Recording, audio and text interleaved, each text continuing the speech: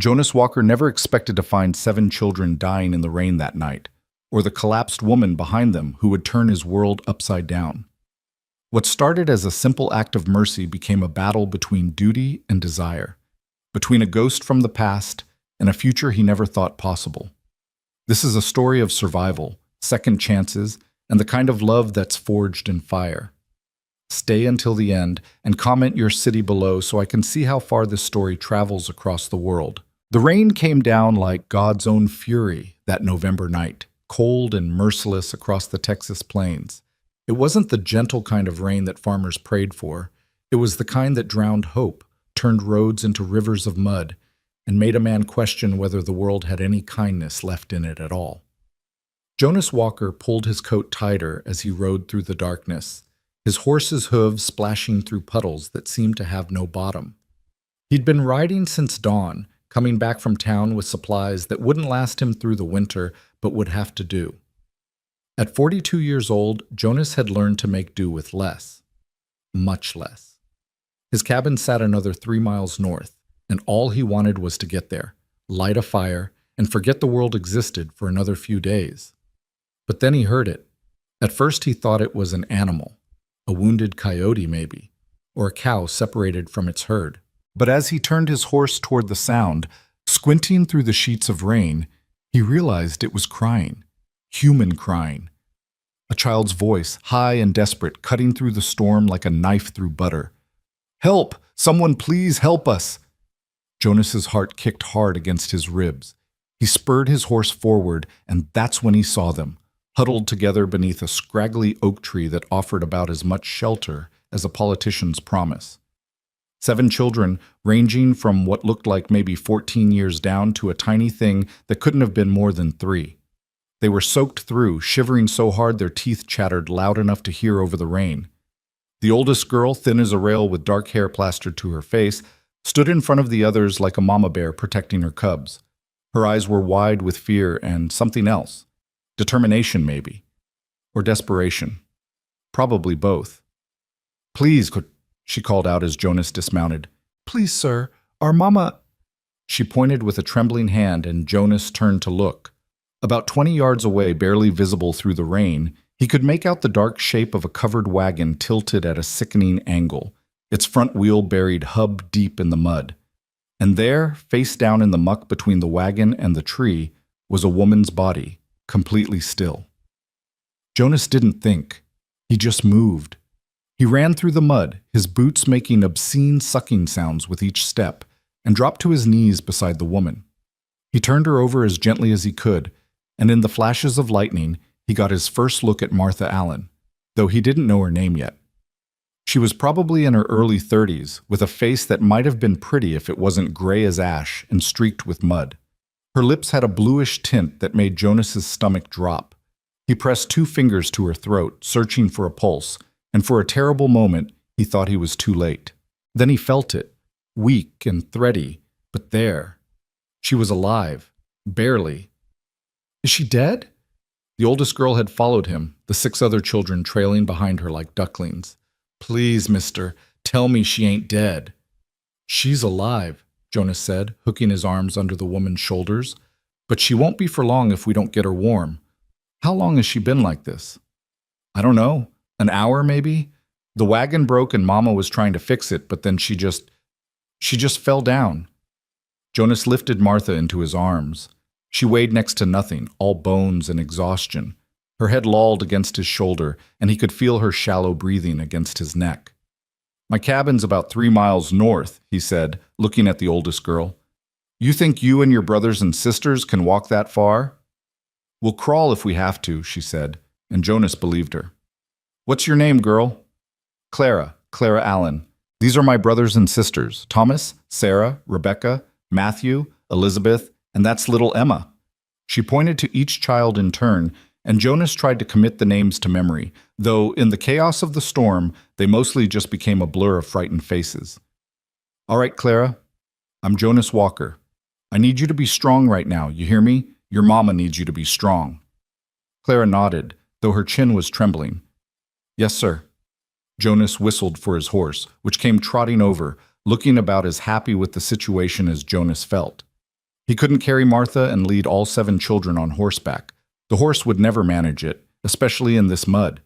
So he made a decision that he'd probably regret when his back started screaming at him tomorrow. He'd walk. Clara, you take little Emma and put her on the horse. The rest of you stay close to me. Don't wander off. Don't fall behind. If you do, I might not be able to find you again in this storm. Understood? 7 pairs of eyes stared at him through the rain, and 7 heads nodded. Good. Let's move. The walk back to Jonas's cabin was 3 miles of pure hell. The wind picked up, driving the rain into their faces like tiny frozen needles. The mud tried to claim Jonas's boots with every step, and Martha's weight, slight as it was, grew heavier with each passing minute. His arms burned. His back screamed. But he didn't stop. Behind him he could hear the children struggling. Thomas, who looked to be about 12, was helping young Matthew, who was crying softly. Sarah and Rebecca held hands, stumbling through the darkness. Clara walked beside the horse, one hand on little Emma to keep her steady, her eyes never leaving her mother's face. Is she still breathing? Clara called out every few minutes, and every time Jonas would check and call back, Yes. But he wasn't sure how much longer he could keep saying yes. Martha's breathing was getting shallower, her skin colder. She needed warmth, needed it fast, and 3 miles in a storm might as well be 300. Tell me about your family, Jonas said to Clara, partly to distract her and partly to keep himself going. Where were you headed? West, Clara said, her voice barely audible over the wind. Mama said there was land out west where we could start over. Said we could have our own farm maybe, somewhere that wasn't all used up and worn out. Your daddy? Clara's face tightened. Dead. Died last spring. Worked himself to death on land that wouldn't grow nothing but rocks and regret, Mama said. Jonas nodded. He knew that story. Hell, he'd lived that story, or one pretty damn close to it. Mama tried to keep the farm going, Clara continued, but the bank wanted money we didn't have. So we sold everything we couldn't fit in the wagon and headed out. That was 6 weeks ago. 6 weeks on the road with 7 children and no man to help. Jonas felt a reluctant admiration for the woman in his arms. She had spine, he'd give her that. We're almost there, he lied. They were maybe halfway, but the children needed hope more than they needed truth right now. The storm intensified, if such a thing was possible. Thunder cracked so loud it felt like the sky was splitting open, and lightning turned the world white for brief, blinding moments.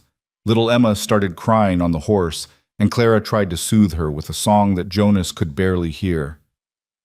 Hush, little baby, don't say a word. Her voice cracked on the words, but she kept singing anyway, and something about that, about this terrified girl trying to comfort her baby sister while their mother lay dying in a stranger's arms, made Jonas's throat tight. Mama's gonna buy you a mockingbird. He'd lost his own wife 8 years ago, lost her and the baby she was carrying, both gone in one terrible night of blood and screaming and prayers that went unanswered. He'd buried them in the spring when the ground finally thawed, and then he'd buried himself too, in a way. Buried himself in work and silence, and the kind of solitude that slowly turns a man into a ghost of himself.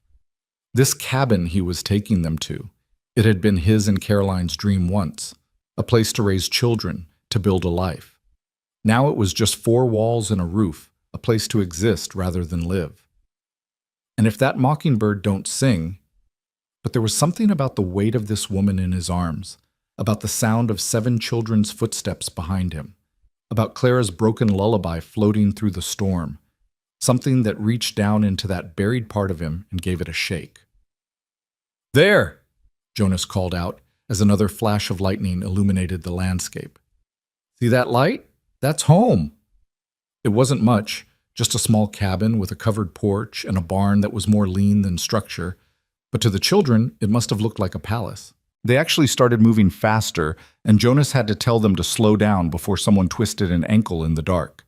He kicked open the door. Not locked, never locked. What was the point when you lived this far from anywhere, and was hit with a blast of cold, stale air? The cabin was dark and smelled of old smoke and loneliness. Clara, there's matches on the mantel. Get the fire going. The rest of you stay put until I can get some light in here. He carried Martha to his bed, the only bed in the single-room cabin, and laid her down as gently as he could. Even in the darkness, he could tell she was in bad shape. Her breathing was raspy now, and her skin was cold as clay. Behind him, Clara struck a match, and warm light bloomed in the fireplace. She'd clearly done this before. She had kindling arranged and a flame going within minutes. The other children huddled around the fireplace like moths around a lamp, their hands stretched toward the warmth. Jonas grabbed every blanket he owned, which wasn't many, and piled them on top of Martha. Then he knelt beside the bed and started unlacing her boots, which were caked with so much mud they probably weighed 5 pounds each. "Clara, I need you to help me," he said. "Your mama's clothes are soaked through. We need to get her into something dry or she's going to catch pneumonia, if she hasn't already." Clara's eyes went wide. Yes, sir." Between the two of them, they managed to get Martha out of her wet dress and into one of Jonas's old shirts, which hung on her like a tent. It wasn't modest and it wasn't proper, but it was dry, and right now that was all that mattered.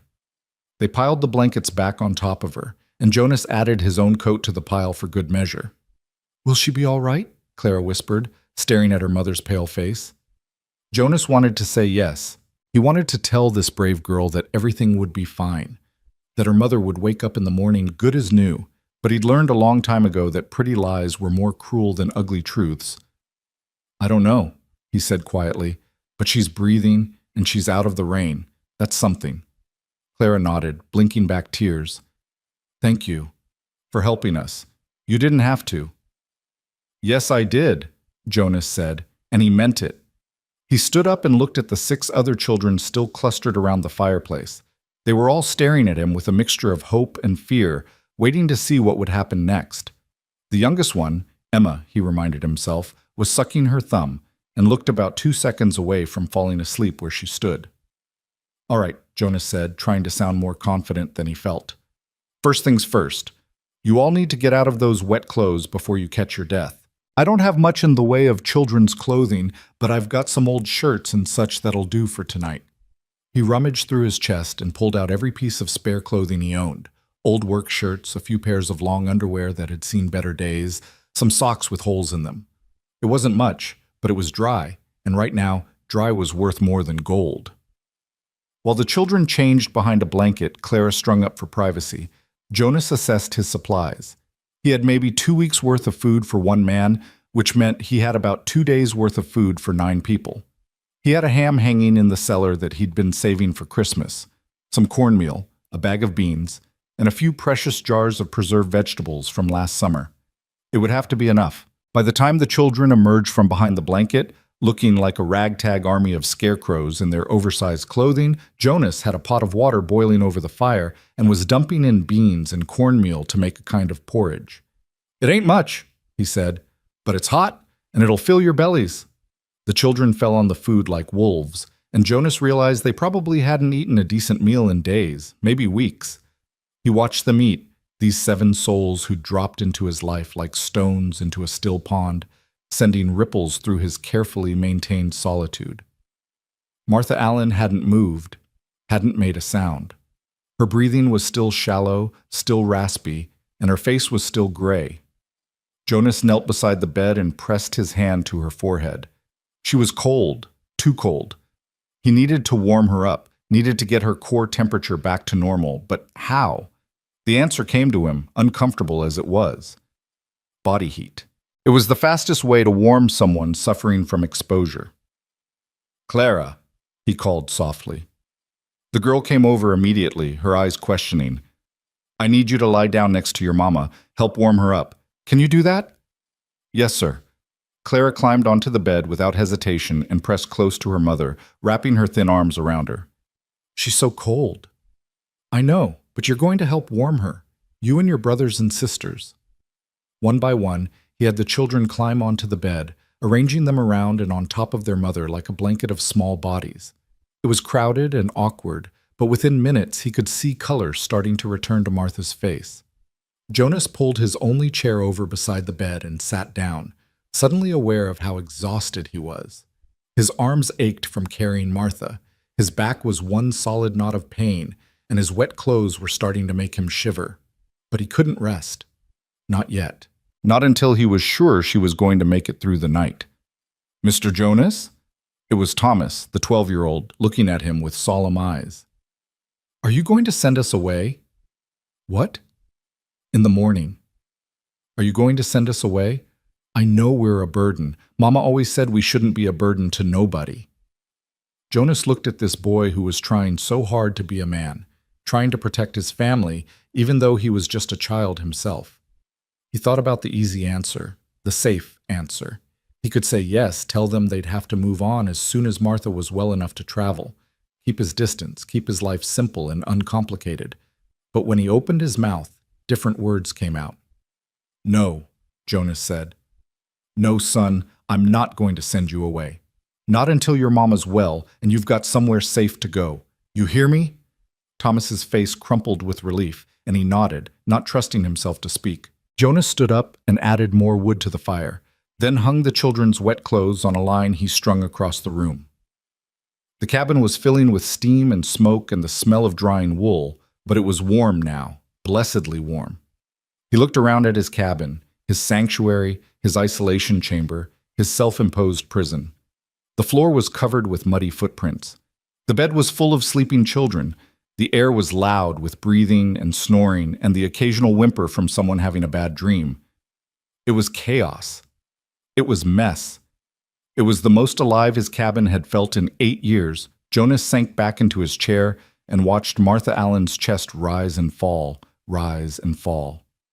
Outside, the storm raged on, but inside, 7 children slept safe and warm, curled around their mother like petals around the center of a flower. "Don't you die on them," Jonas whispered to the unconscious woman. "Don't you dare die on them. They need you." And then, so quietly, he almost didn't hear himself say it. "And maybe I need you too." The fire crackled, the rain hammered on the roof. And Jonas Walker, who had spent 8 years learning how to be alone, suddenly found himself surrounded by life. He didn't sleep that night. Every hour he checked Martha's breathing, felt her forehead, adjusted the blankets. Gradually, her color improved. Her breathing deepened. Her skin grew warmer. By the time the first gray light of dawn started seeping through the window, Jonas allowed himself to believe she might actually survive. Clara woke first, her eyes flying open and immediately seeking her mother's face. "She's still with us," Jonas said softly, and Clara's whole body sagged with relief. One by one, the other children woke, blinking in the dim light, confused about where they were until memory returned. Martha Allen remained unconscious, but her breathing was steady now, and the terrible gray pallor had left her face. Jonas made more of the cornmeal porridge, this time adding some precious salt and a bit of the preserved ham. The children ate quietly, stealing glances at their mother, at Jonas, at the strange cabin that had become their refuge. "What happens now?" Clara asked, and it was a fair question. Jonas looked at these 7 children, at their mother lying unconscious in his bed, at the chaos they'd brought into his carefully ordered solitude. He thought about his plans, simple plans, quiet plans, plans that involved no one but himself. And then he thought about Martha Allen collapsing in the mud, about 7 children shivering in the rain, about how easily they all could have died if he'd taken a different road home, if he'd been an hour later, if he'd decided to ignore that cry for help. "Now," Jonas said, looking at Clara's brave, frightened face. "Now we wait for your mama to wake up. And while we wait, we survive. Together." It was a promise he wasn't sure he could keep. But looking at those 7 pairs of eyes watching him with fragile hope, Jonas Walker knew he was going to try. The storm continued outside, but inside the cabin something else was beginning, something that had nothing to do with rain or thunder or the howling wind. Something that would change everything for all of them. If only they'd known then what was coming, what would test them, what would try to tear them apart, what would force each of them to choose between the past they knew and the future they feared. But that morning, in the gray light of dawn, with 7 children fed and warm and their mother breathing steady, Jonas allowed himself to hope. Just a little. Just enough. And somewhere deep in her unconscious mind, Martha Allen heard her children's voices and fought to swim back toward them, back toward the light, back toward the stranger who had saved them all. Martha Allen's eyes opened 3 hours after dawn, and the first thing she saw was the rough-hewn beams of an unfamiliar ceiling. For a moment, she lay perfectly still, trying to piece together where she was and how she'd gotten there. The last thing she remembered was the wagon wheel sinking deeper into the mud, the rain coming down in sheets, and the terrible realization that she couldn't fix it alone. She remembered trying to unhitch the horse, her hands slipping on the wet leather, her vision swimming, and then nothing. "Mama?" Clara's face appeared above her, tears streaming down her cheeks. "Mama, you're awake! Oh, thank God, you're awake!" "Clara," Martha's voice came out as barely a whisper, her throat raw. "Where—" "You're safe, Mama. We're all safe. This man, Mr. Jonas, he found us in the storm. He brought us here." Martha turned her head and saw a stranger standing by the fireplace, a tall man with a weathered face and eyes that held shadows of old pain. He was watching her with an expression she couldn't quite read, concern mixed with something else. Wariness, maybe. "My children," Martha said, trying to sit up. The room spun violently, and she fell back against the pillow with a gasp. "Easy now," Jonas said, moving closer but keeping his distance. "You've been unconscious for near about 12 hours. Your body needs rest." "My children," Martha repeated, more insistent this time. "They're all here, all 7 of them, safe and fed." Jonas gestured around the cabin, and Martha's eyes followed. Thomas was sitting at a rough-hewn table, whittling something with a knife that looked too big for his hands. Sarah and Rebecca were playing some kind of hand game by the fire, their giggles soft and musical. Matthew was asleep on a pallet of blankets, and little Emma was curled up next to him, thumb in her mouth.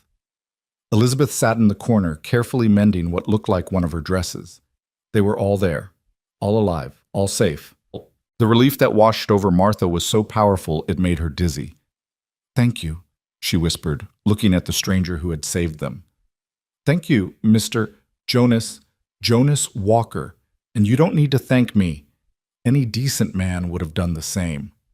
Martha studied his face and saw that he believed what he was saying, which told her everything she needed to know about him. In her experience, truly decent men never thought of themselves as anything special. "How do you feel?" Clara asked, pressing a cool cloth to Martha's forehead. "Mr. Jonas said you might have caught pneumonia." "I feel like I was trampled by a horse," Martha admitted. "But I'm alive and my babies are safe. That's all that matters." "You need to eat something," Jonas said, already moving toward the fireplace where a pot was simmering. "Been keeping some broth warm for when you woke. Nothing fancy, just ham bone and some vegetables, but it'll help get your strength back." He ladled the broth into a tin cup and brought it over, then seemed to hesitate, as if unsure whether he should hand it to her or to Clara. Martha solved the problem by reaching for it herself, though her hands shook so badly that Jonas had to steady the cup. "I can help you," Clara said quickly. "No." Martha's voice was firmer now. "I can manage." It was important somehow that she feed herself.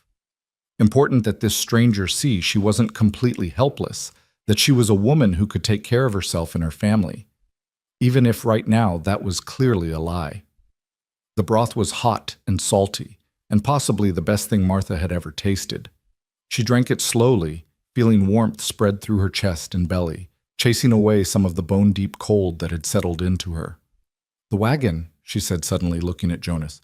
"Our wagon, is it—" "Still where it was, I'd imagine, buried in the mud with a broken axle." Jonas pulled up a chair and sat down, keeping a respectful distance from the bed. "Storm's past now, but that road's going to be a mess for days. Nothing's going anywhere for a while." Martha closed her eyes, fighting back tears of frustration. The wagon held everything they owned, what little that was. Their clothes, their few possessions, the seed they'd hoped to plant when they found land out west. And now it was just sitting there in the mud, probably being picked over by scavengers or ruined by the weather. "We'll get it," Jonas said quietly, as if reading her thoughts. "When you're well enough, we'll go back with my horse and see what we can salvage. But that's not something to worry about today." "Everything I own is in that wagon." Martha's voice cracked despite her best efforts to keep it steady. "And everything you need is right here in this cabin. Your children, alive and warm. That's worth more than all the possessions in the world, Mrs. Allen." Martha opened her eyes and looked at him. "You know my name. Clara told me. Told me you were headed west, told me about your husband passing. I'm sorry for your loss. Thank you. Martha set the empty cup down on the table beside the bed. Mr. Walker, I need to know, how long can we stay?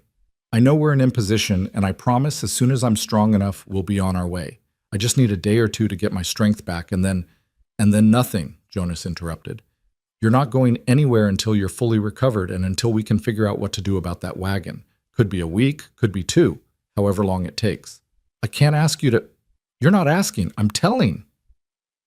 Jonas stood up, and Martha saw the set of his jaw, the determination in his eyes.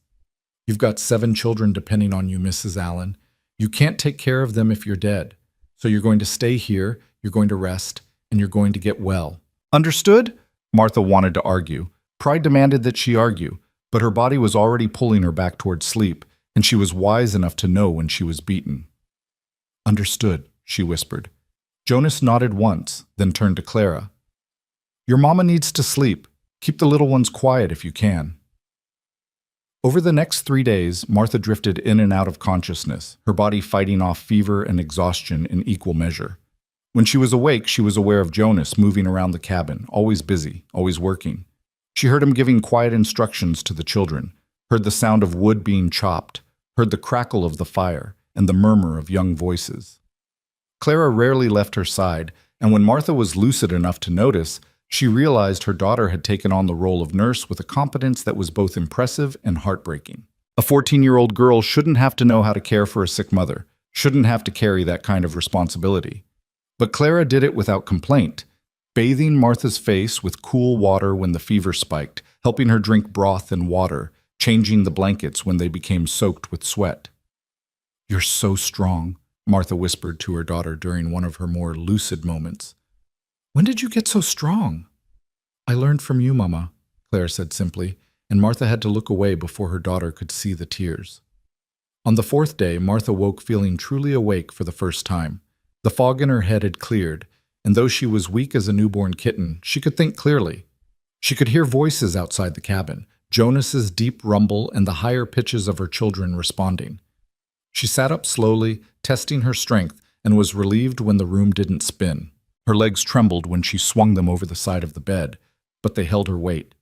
She stood, gripping the bedpost for support, and made her way to the window. Outside, Jonas was teaching Thomas how to split wood. Her son was struggling with the axe, which was clearly too heavy for him, but Jonas was patient, showing him how to let the weight of the tool do the work, how to aim for the cracks in the wood. Sarah and Rebecca were hanging laundry on a line strung between 2 trees, their dresses, clean now, flapping in the breeze. Matthew and Elizabeth were playing some kind of game with sticks, and little Emma was toddling after them, laughing. They looked happy. Fed and clean and safe and happy. Martha's throat tightened. How long had it been since she'd seen her children look like that? Not since before Jacob died, certainly. Probably not since before he got sick. For the past year, they'd all been just surviving, just getting through each day. But here, in this stranger's cabin, they were children again. The door opened, and Clara came in with an armful of firewood. She stopped when she saw Martha standing by the window. Mama, you shouldn't be up. You need to rest. I've been resting for 4 days. Martha turned from the window, keeping one hand on the wall for balance. I need to start being useful again. Mr. Jonas says you're not to lift a finger until you're fully recovered. Mr. Jonas isn't my keeper. But Martha said it gently, with no heat. Though I'm grateful for his care of all of us. Clara set the wood down by the fireplace and came to her mother, taking her arm. He's a good man, Mama. Lonely, I think, but good. He doesn't talk much about himself, but I can tell he's carrying some kind of hurt. Martha looked at her daughter with surprise. When had Clara become so perceptive? When had she learned to read people that way? This was his wife's dress, Clara continued, touching the fabric of the simple cotton dress Martha was wearing. He didn't say so, but I saw the way he looked at it when he gave it to me to help you into, like it hurt him to see it again. His wife. Dead, I think. There are no women's things here except for a few dresses in that trunk by the wall, and there's a marker out past the barn. I saw it when I was gathering eggs this morning. 2 markers, actually, one big and one small. His wife and child, then. Martha's heart ached for him. She knew what it was to lose a spouse, but to lose a child too? She couldn't imagine surviving that kind of grief. The door opened again, and Jonas came in, followed by Thomas, who was red-faced and sweating but grinning with pride. "Split a whole cord of wood," Thomas announced. "Mr. Jonas says I'm a natural." I said you're getting better," Jonas corrected, but there was a hint of a smile on his face. Then he saw Martha standing by the window, and the smile faded. "You shouldn't be up." "So I've been told." Martha lifted her chin. "But I'm feeling much better, and I need to start earning my keep." "You don't need to earn anything. You're a guest here." "A guest who's been imposing on your hospitality for 4 days now." Martha moved carefully toward the table, still using the wall for support. "I'm not an invalid, Mr. Walker, and I'm not comfortable being a burden." Jonas's jaw tightened. "You're not a burden? 7 children and a sick woman taking over your cabin? I'd say that's the very definition of a burden." They stared at each other across the small cabin, and Martha saw something flicker in Jonas's eyes. Irritation, maybe, or frustration, but underneath that something else, something that looked almost like longing. "Fine," he said finally. "You want to help? You can peel potatoes for supper, but you do it sitting down, and if you start feeling poorly, you go right back to bed. Deal?" "Deal." Jonas brought her a bucket of potatoes and a knife, then pulled out a chair for her at the table. Martha sat, grateful to be off her feet, and started peeling. Her hands were clumsy at first, weak from days of inactivity, but the familiar motion came back to her quickly. The cabin fell into a comfortable rhythm. Thomas went back outside to practice his wood splitting. Clara started preparing the evening meal, moving around the small kitchen area with efficiency. The younger children came in and out, bringing news of found bird nests and interesting rocks, and all the small dramas of childhood. And Jonas sat across from Martha, cleaning his rifle and occasionally glancing up at her, as if checking to make sure she was really all right. "How long have you lived here?" Martha asked, breaking the silence. 8 years. Built the cabin myself, mostly. Had some help with the heavy lifting, but did most of the work alone. It's a good cabin. Solid. It keeps the rain out, mostly. Jonas ran an oiled cloth along the barrel of the rifle. Was supposed to be bigger, had plans for a second room, a real kitchen, maybe a loft for children, but then he stopped, his hands going still on the rifle. "But then life had other plans," Martha finished softly. Jonas nodded, not looking at her. "Caroline, my wife, she died before we could finish. Her and the baby both. Died right there in that bed where you've been sleeping." Martha's hand stilled on the potato she was peeling. "I'm so sorry. Clara told me about the markers." "Did she now?" Jonas's voice was neutral, but Martha could hear the tension underneath. "She's observant, my Clara, too observant sometimes. I hope she didn't overstep." "No, it's fine. It's not exactly a secret." Jonas set the rifle aside and looked directly at Martha for the first time since the conversation started. "I don't talk about it much. Don't see the point in dwelling on what can't be changed. But I don't hide from it either. That's probably healthy. I've known folks who tried to pretend their grief didn't exist, and it just ate them up from the inside." "And you?" Jonas asked. "How are you handling your husband's death?" Martha considered the question carefully. "Some days better than others. Jacob was a good man, but he was tired. Tired of fighting soil that wouldn't cooperate, tired of watching his children go hungry, tired of failing. I think part of him was almost relieved when the fever took him. That's a hard thing to live with. The truth usually is," Martha resumed peeling the potato, "but I can't afford to fall apart. I've got 7 reasons to keep going, and they need me strong. So I grieve when I can and I push forward when I must." Jonas nodded slowly. "That takes courage." "No, Mr. Walker. Courage is taking in a family of strangers during a storm when you barely have enough supplies for yourself. Courage is sharing your bed and your food and your home with people who have nothing to offer you in return. That's courage." Jonas looked uncomfortable with the praise. "I did what anyone would do."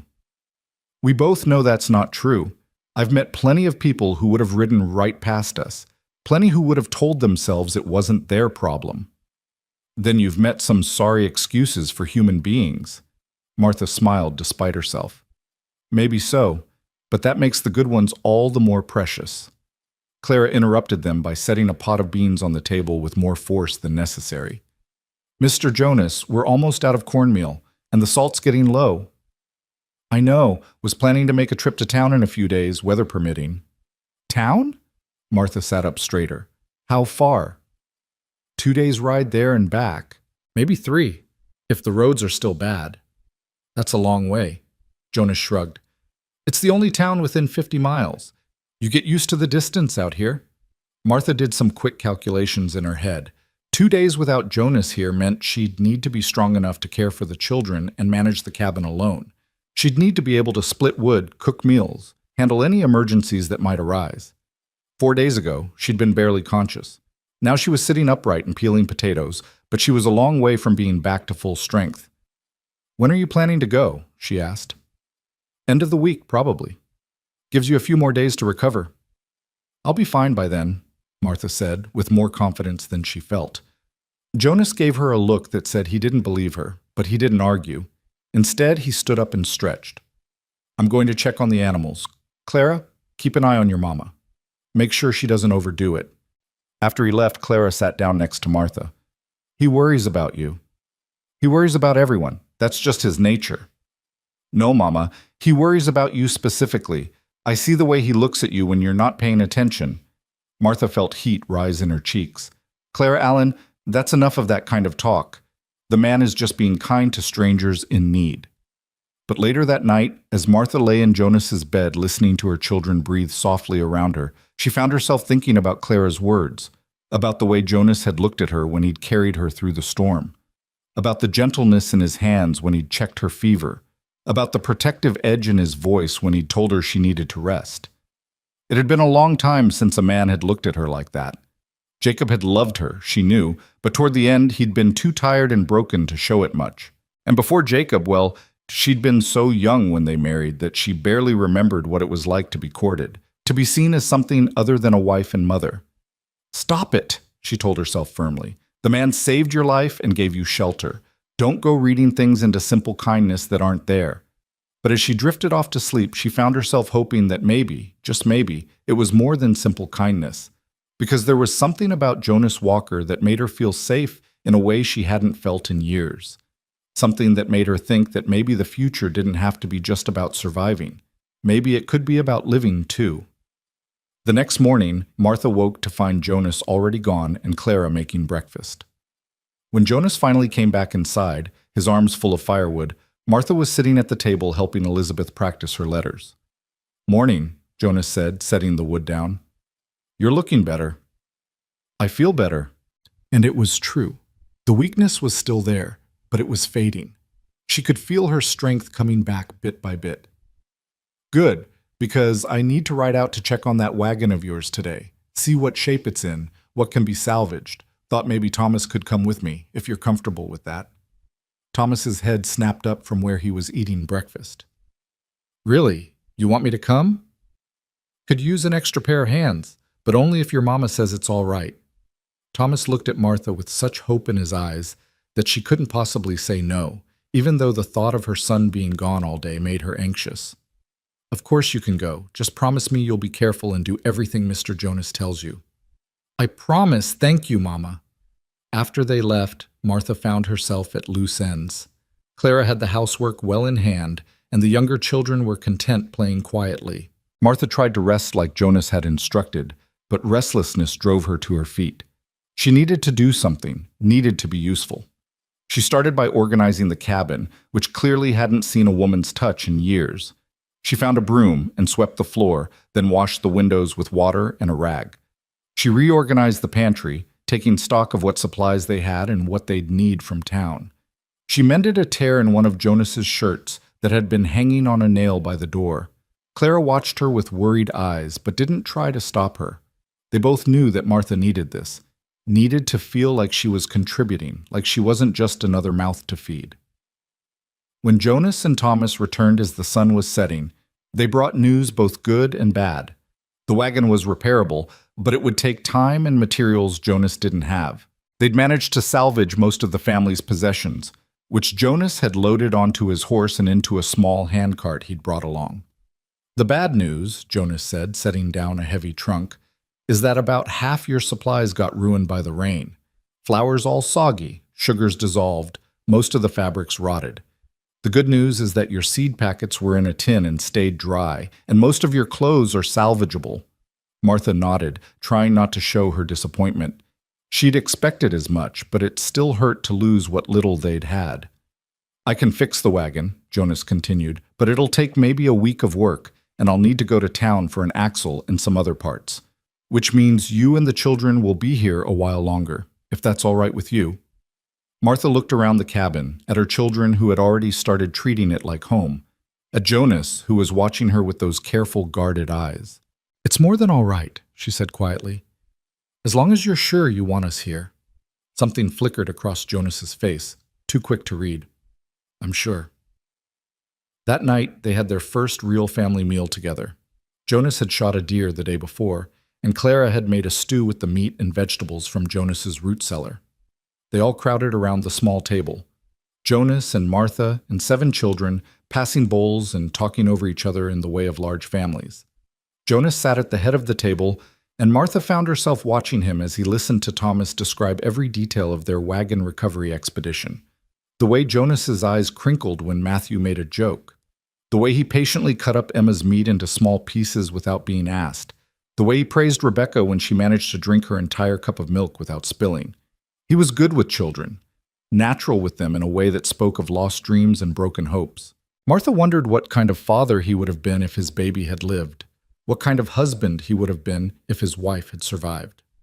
"Stop it," she told herself again, but it was getting harder to listen to that voice of reason. After supper, Jonas brought out his fiddle, an old instrument that looked like it had seen better days, and played a few simple tunes. The children were delighted, especially when he let Thomas try to play. The boy had no talent whatsoever, producing nothing but squeaks and squawks, but Jonas was patient and encouraging. "You've got to feel the music," Jonas said, guiding Thomas's hands on the bow. "Don't think about it too much. Just let it flow."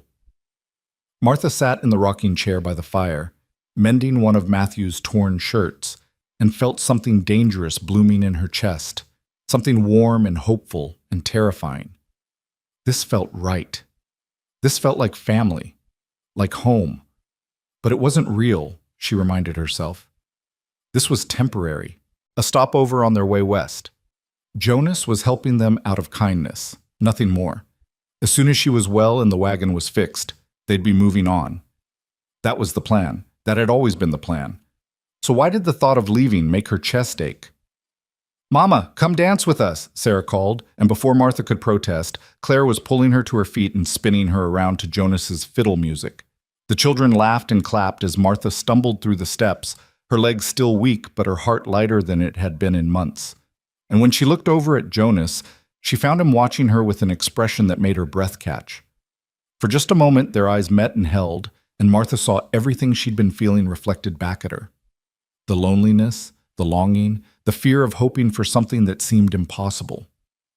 Then Jonas looked away, focusing intently on his fiddle, and the moment passed. But Martha knew. She knew that whatever was happening here, whatever was growing between them, it was real, it was dangerous. And it was going to change everything. The music faded, and Martha became acutely aware that she was standing in the middle of the cabin, breathing hard, with Jonas Walker staring at her like he'd just seen a ghost. Not a frightening ghost, but the kind that haunts you with memories of what used to be and what might have been. "I should put the children to bed," Martha said, her voice coming out rougher than she intended. Jonas nodded and set the fiddle down carefully, as if it might break.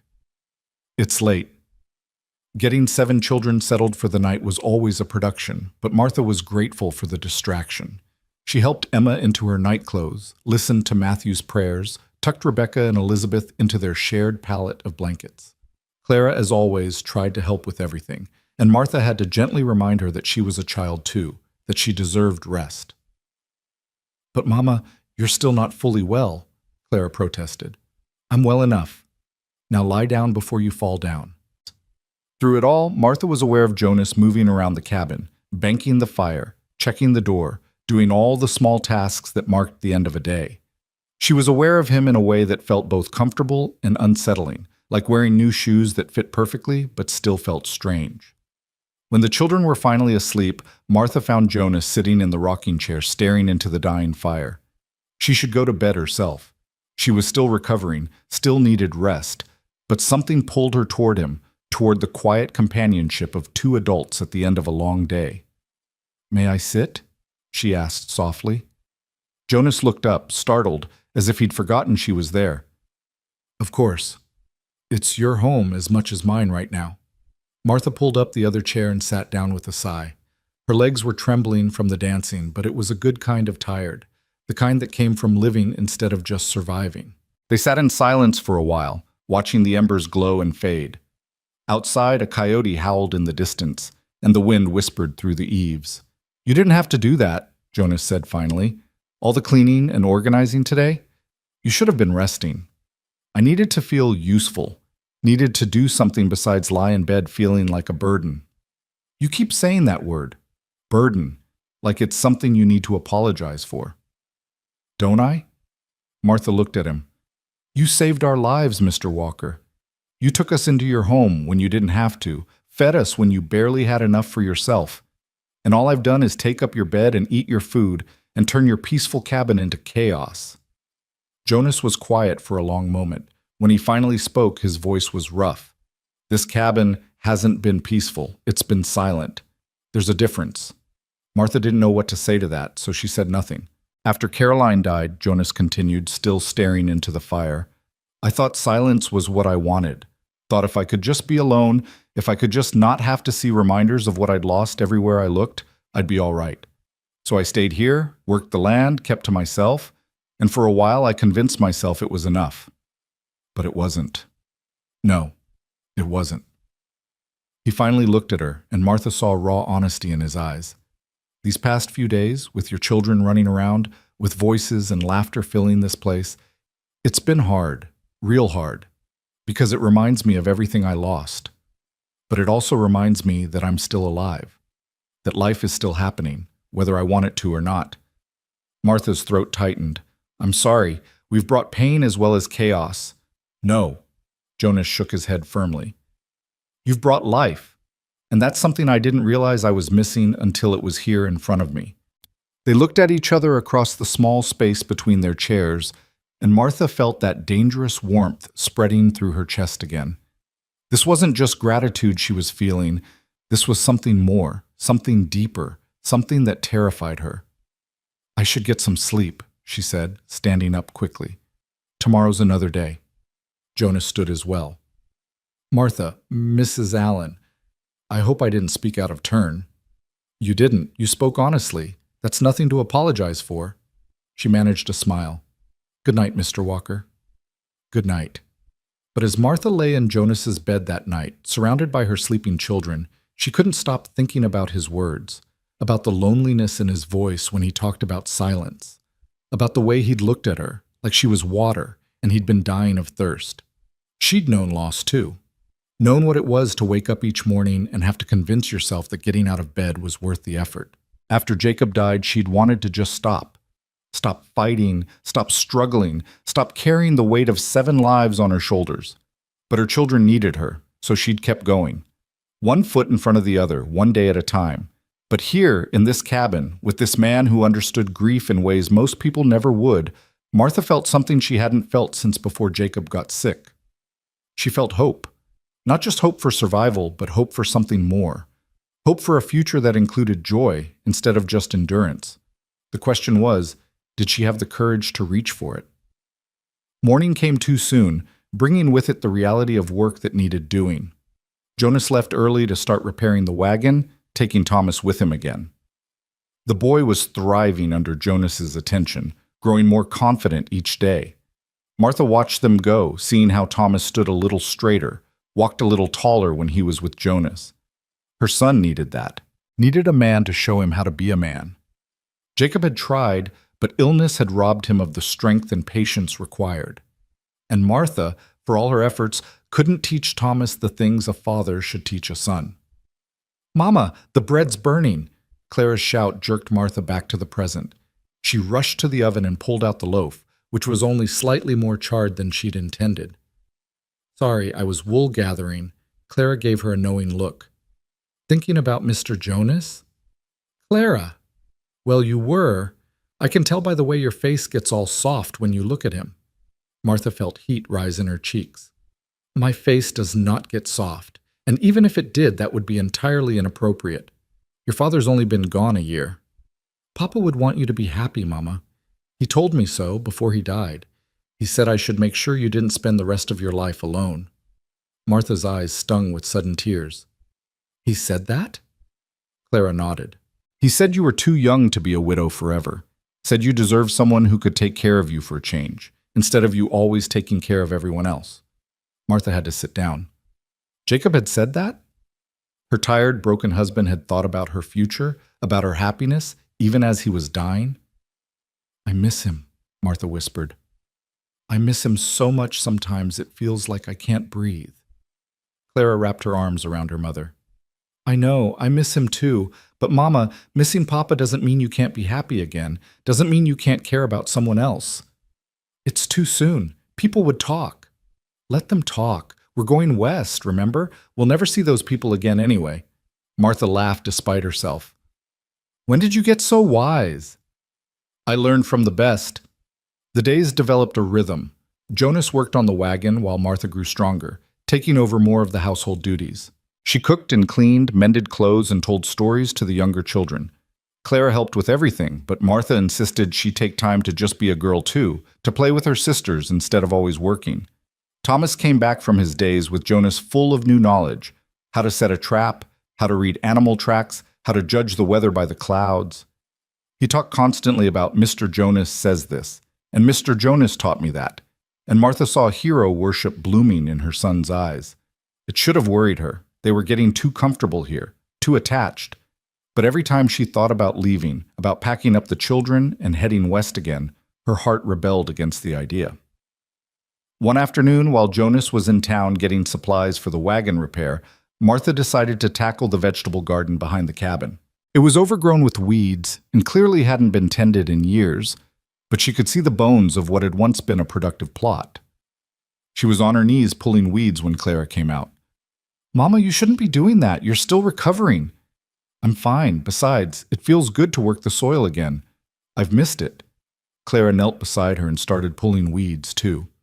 They worked in companionable silence for a while, the sun warm on their backs, the smell of earth rich and promising. This was his wife's garden, Clara said softly. Mr. Jonas told me, said she loved growing things, said she had a gift for making plants thrive even in difficult soil. Martha looked at the neglected beds and felt a wave of sadness. She would be heartbroken to see it like this. Maybe. Or maybe she'd be glad someone's finally caring for it again.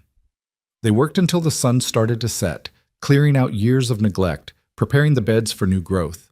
When Jonas returned and saw what they'd done, he stood for a long time just staring at the garden, his face unreadable.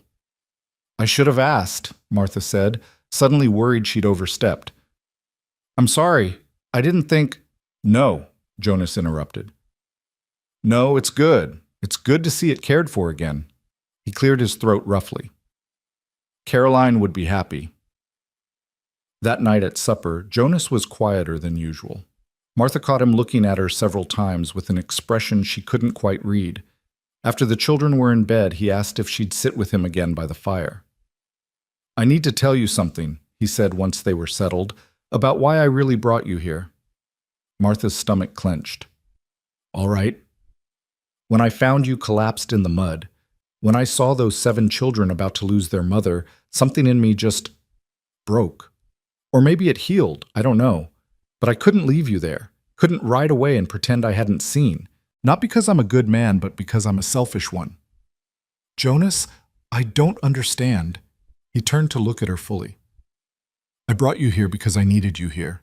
Needed the noise and the chaos and the life you brought with you. I told myself it was about helping you, about being decent. But the truth is I was helping myself. I was filling this cabin with something besides ghosts. Martha's heart was pounding. That doesn't make you selfish. That makes you human.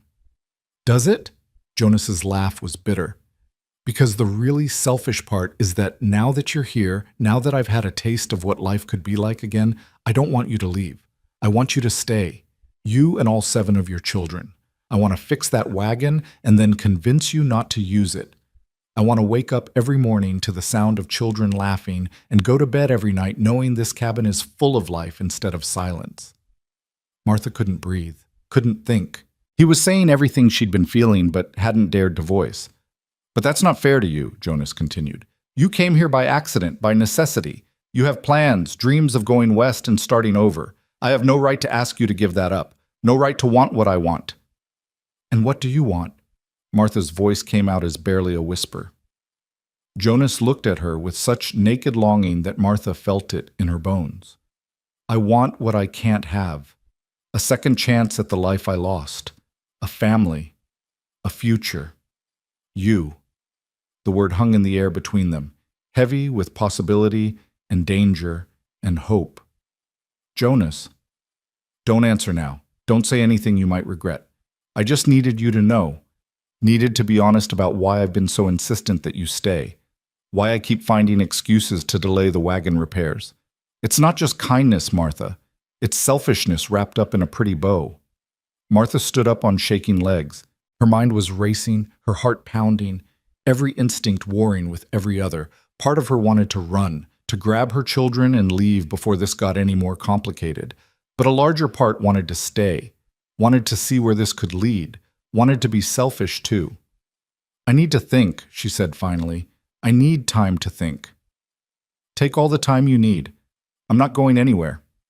But as Martha lay awake that night, she realized that thinking wasn't the problem. She already knew what she wanted. The question was whether she had the courage to take it. The next few days were awkward. Martha and Jonas danced around each other, polite and careful, neither mentioning their conversation. But the tension was there, simmering beneath every interaction, every shared glance, every accidental touch. Thomas noticed. Is something wrong between you and Mr. Jonas? He asked one evening as Martha was helping him with his letters. No, sweetheart. Why would you think that? You're both acting funny, all polite and distant-like. Before you were friends, now you're like strangers. Out of the mouths of children, Martha sighed and set down the slate. Sometimes grown-ups have complicated feelings about things. It doesn't mean anything's wrong, it just means we're figuring things out. Are we still going west? The question caught Martha off guard. I don't know, Thomas. Maybe. We'll see. I don't want to go west. Thomas's voice was small and honest. I like it here. Mr. Jonas is teaching me things, important things. And we have a real home here, Mama. I don't want to live in a wagon anymore. Martha pulled her son into her arms. I know, baby. I know. That night she made a decision. She waited until the children were asleep, then went to where Jonas was sitting on the porch, watching the stars. May I join you? He looked up, surprised. Always. Martha sat down beside him, gathering her courage. I've been thinking about what you said, about wanting us to stay. Jonas went very still. And I need to tell you about Jacob, about our marriage, because I think you should know who you're asking to stay. Martha, you don't have to. Yes, I do. She took a deep breath. Jacob was a good man, a kind man, but our marriage wasn't a love match, not at first anyway. I was 17 and pregnant by a boy who ran off when he found out. My father arranged the marriage to save my reputation. Jacob was 10 years older, a widower with no children, and he needed a wife. So we made a deal. Jonas didn't say anything, just listened. Thomas isn't Jacob's son by blood, Martha continued. But Jacob raised him as his own, never once treated him different, and over time we built something real. Not passion, maybe, but partnership, respect, affection. When the other children came, he loved them all. He worked himself to death trying to give us a better life. Why are you telling me this? Martha looked at him. Because I don't want you building some perfect image of me in your head. I'm not a tragic widow who lost her great love. I'm a woman who made the best of a difficult situation, who built a life out of necessity rather than choice. I'm practical and stubborn, and sometimes too proud for my own good. I have 7 children, Jonas. 7 children who will always come first, always be my priority. And I'm telling you all this because if you really want us to stay, you need to know what you're getting into." Jonas was quiet for a long moment. Then he said, "I watched you collapse in the mud and thought you were dead. In that moment, before I found your pulse, I felt something I hadn't felt in 8 years. I felt panic, fear, the kind of desperate terror that comes from caring about someone you might lose, and I didn't even know your name yet." He turned to face her fully. "You think I built some perfect image of you? Martha, I've watched you struggle to walk across the room. I've heard you cry at night when you think no one's listening. I've seen you snap at your children when you're exhausted and overwhelmed. I've watched you be human, flawed, real, and I want you anyway. All of you. All 7 children of you." Martha felt tears streaming down her face. "I'm scared. So am I. What if it doesn't work? What if we try this and it falls apart? My children have already lost one father. I can't put them through that again." "Then we don't fall apart." Jonas reached out and took her hand, the first time he'd deliberately touched her since that night in the storm. "We work at it. We fight for it. We build something strong enough to weather whatever comes." You make it sound simple. It won't be simple. Nothing worth having ever is. But Martha, I've spent 8 years alone in this cabin, and I can tell you with absolute certainty that being alone is worse than any difficulty we might face together. Martha looked down at their joined hands, his rough and scarred from work, hers red and chapped from washing and cooking. They were the hands of survivors, of people who'd been knocked down and gotten back up. Maybe that was enough. Maybe that was everything. "My children need stability," she said slowly. "They need to know that this is real, that you're not going to change your mind in a month or a year when the novelty wears off. I know. And I need time. Time to be sure this is right. Time to let my children adjust.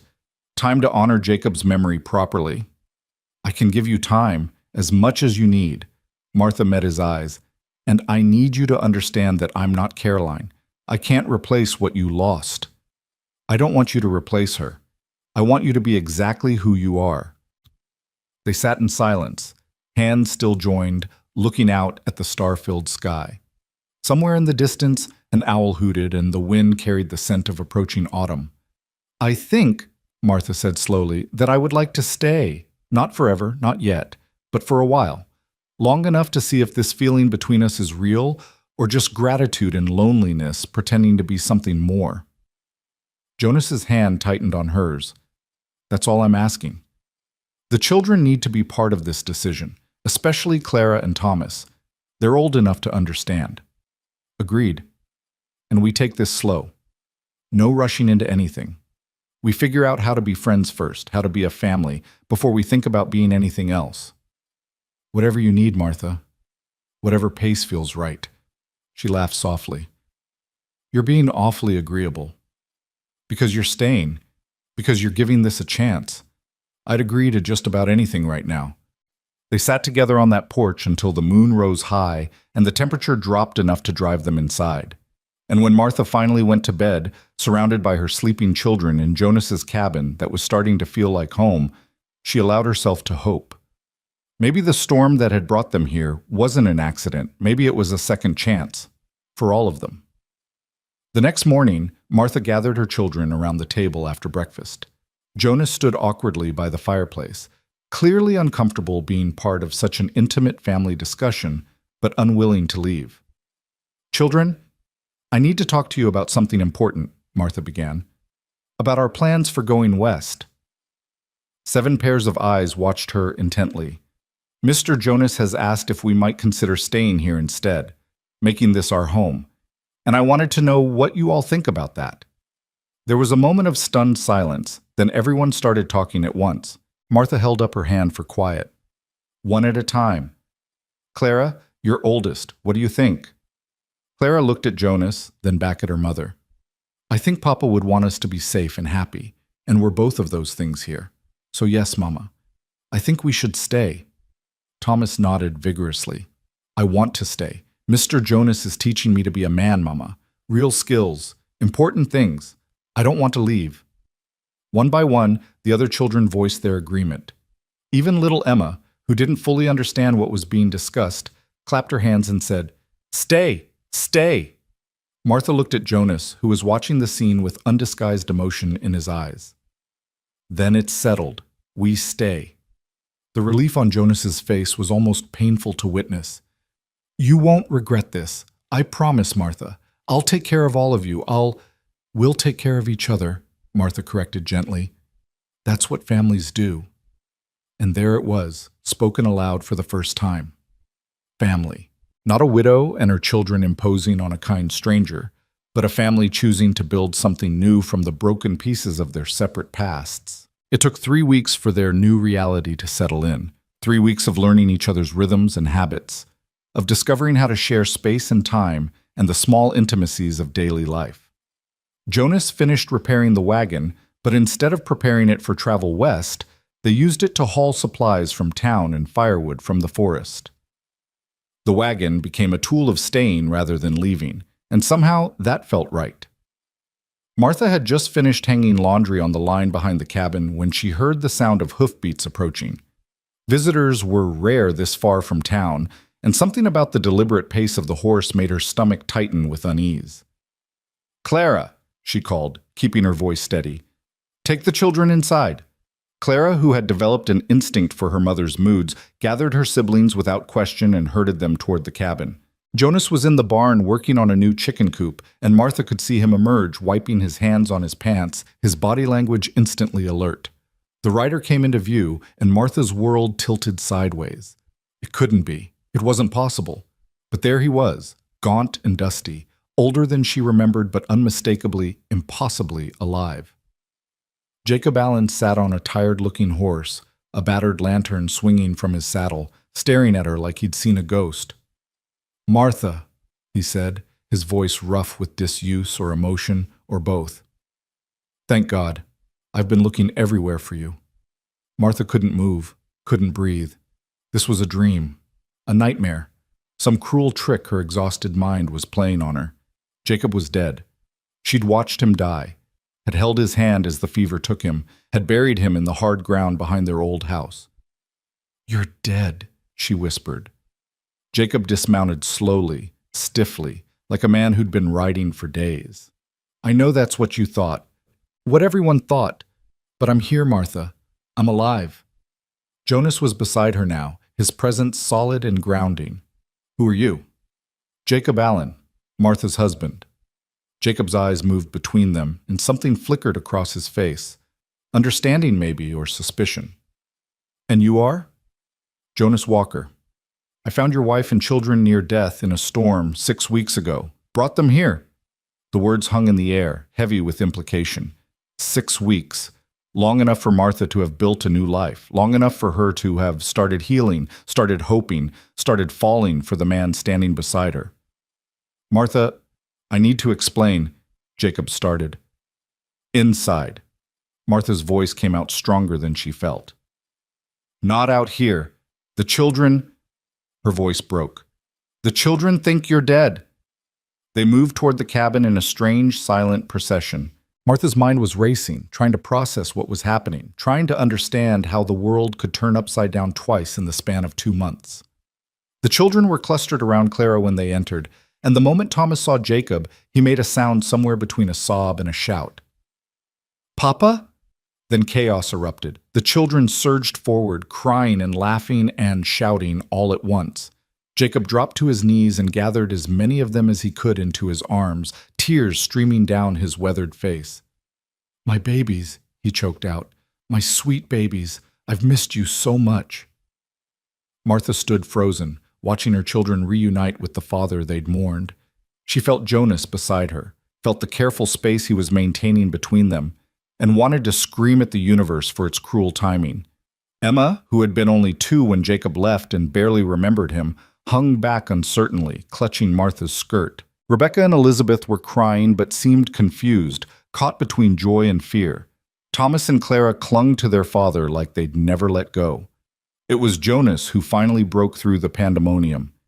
"Children, why don't you give your father some space? He looks like he could use some food and water." The authority in his voice got through to them, and they reluctantly pulled back. Jacob stood slowly, And Martha could see how thin he was, how exhausted.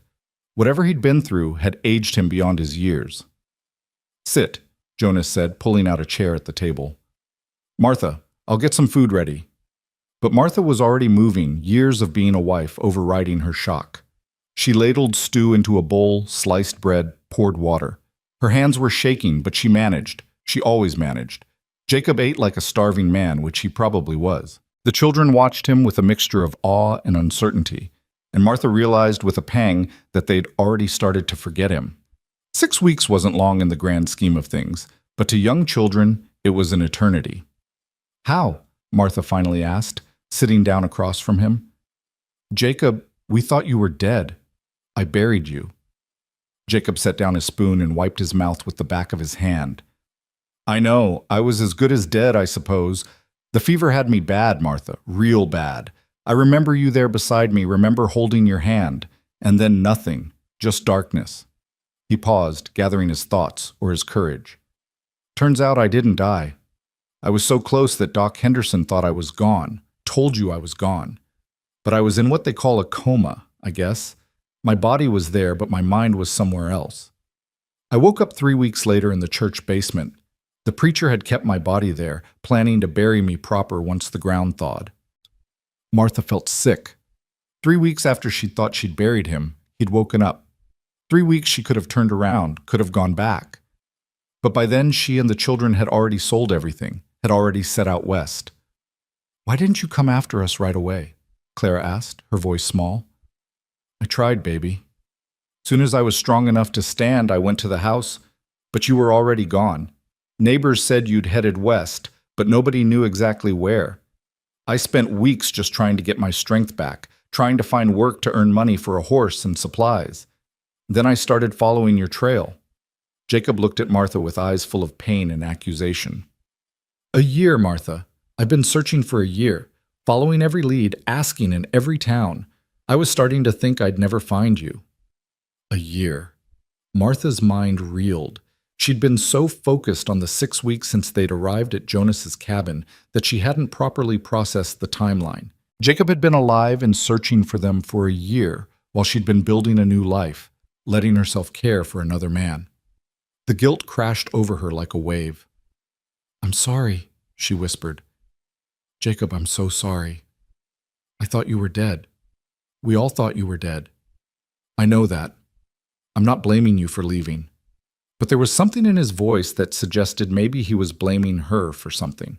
His eyes moved to Jonas, who had positioned himself near the fireplace, separate from the family scene but still present. "What I need to know is what happens now." The question hung in the air like a sword ready to drop. Martha looked at her children, at Jacob, at Jonas. She thought about the past 6 weeks, about the life she'd started to imagine, about the feelings she'd allowed herself to have.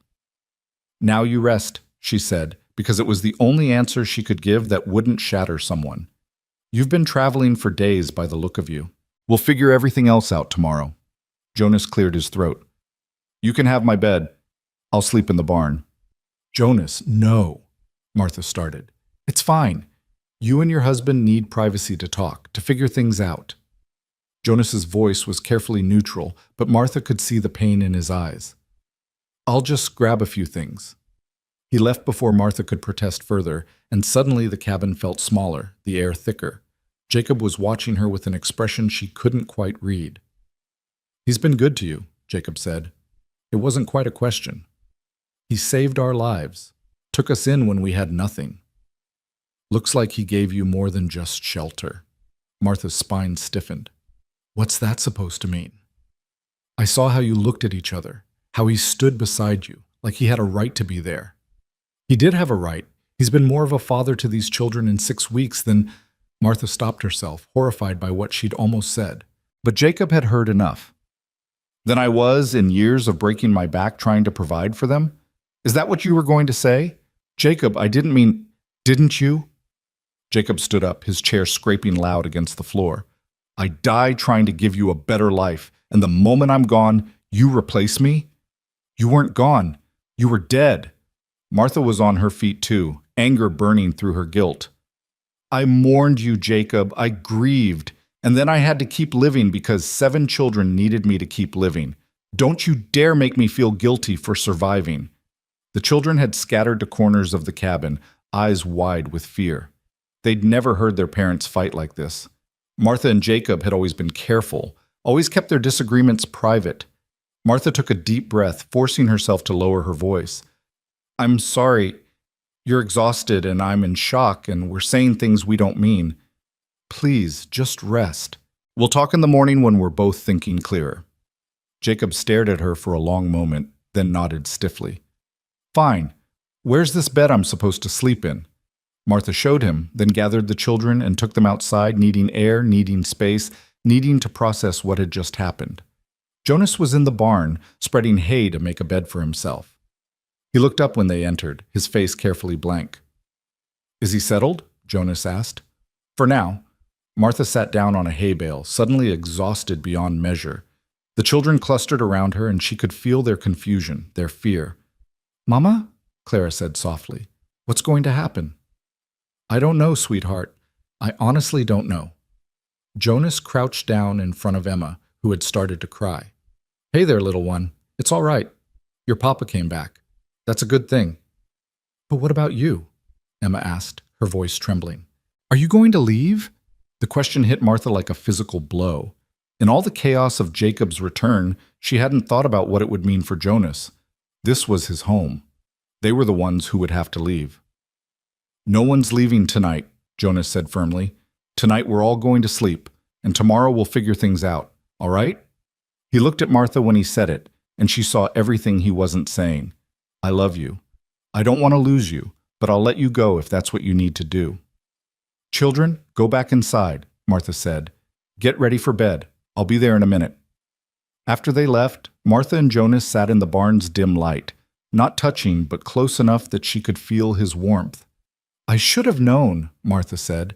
"Should have known it was too good to be true, that I couldn't just start over and be happy." "Martha, he's alive, Jonas.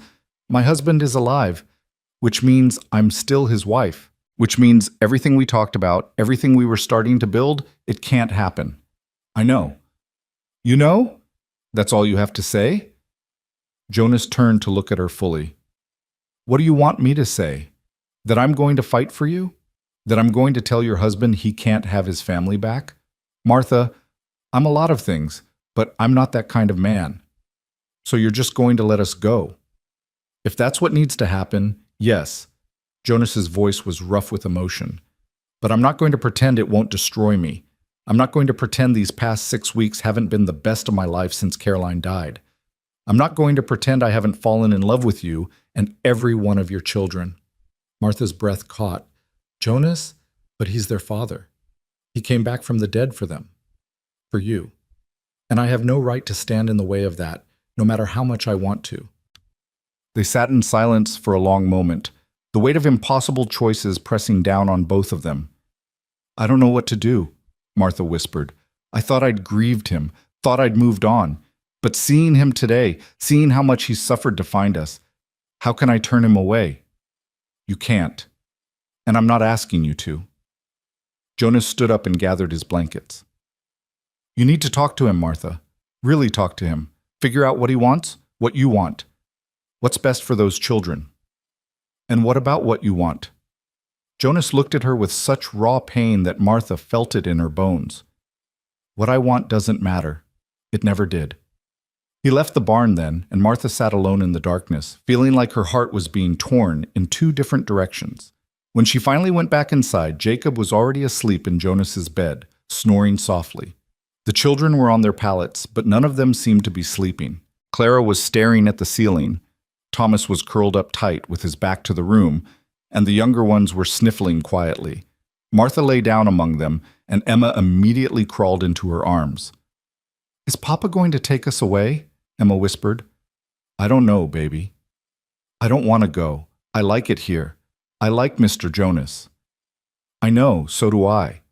Martha held her daughter and stared at the ceiling, listening to Jacob breathe, to her children shift and sigh, to the wind whistle through the eaves.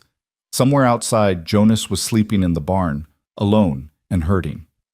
And here inside, her supposedly dead husband had returned to reclaim a life that Martha was no longer sure she wanted to give back. How had everything gotten so complicated so quickly? Morning came too soon, bringing with it a tension that filled the cabin like smoke. Jacob was up before Martha, which surprised her. He'd always been a late sleeper, reluctant to face each new day.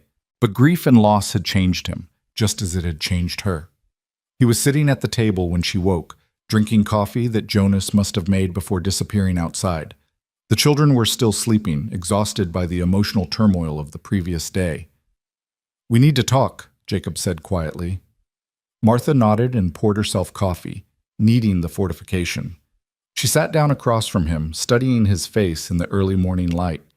He looked older, harder, like the year of searching had carved away everything soft in him. "I need you to understand what this past year has been like," Jacob began. "Waking up in a church basement, thinking I'd been buried alive. Finding out my family was gone, that you'd left without me.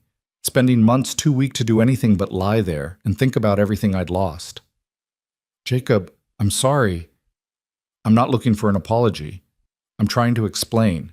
When I finally got strong enough to travel, finding you became the only thing that mattered. The only thing that kept me going through the hard days, through the times when I wanted to just give up and die for real. I told myself that if I could just find you, if I could just see my children again, everything would be all right." He paused, his hands wrapped around the coffee cup like he was trying to draw warmth from it. "But now I'm here, and nothing's all right, because I can see that you've moved on, that you've built a new life without me, and I don't know where I fit in that life anymore." Martha felt tears prick her eyes. "I thought you were dead. I mourned you, Jacob, truly mourned you, and then I had to keep going for the children. Had to be strong when all I wanted to do was fall apart." "And him? Jonas? What is he to you?" Martha wanted to lie, wanted to protect everyone from the truth, but Jacob deserved honesty, even if it hurt. "He's someone who reminded me what it feels like to be seen as more than just a mother.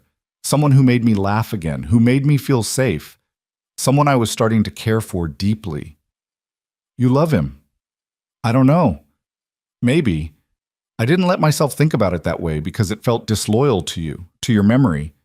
But yes, I think maybe I was falling in love with him."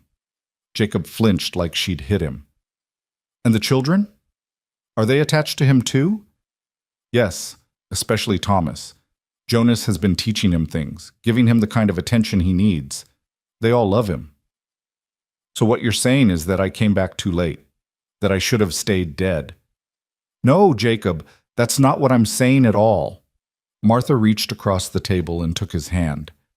"I'm saying that the situation is complicated, that there are no easy answers here. You're their father. They love you, but Jonas has become important to them too." Jacob pulled his hand away. "I've been thinking about it all night, about what's best for everyone, and I think we need to keep moving west, all of us. Start over somewhere new, away from here, away from him." "You want to leave? Today?" "As soon as we can pack up the wagon. I know it's sudden, but Martha, we can't stay here, not with him here. It's not right. You're my wife, they're my children. We need to be a family again, and we can't do that here." Martha's mind was reeling. Leave today? Just pack up and go, abandoning Jonas and the home they'd started to build? The thought made her physically ill.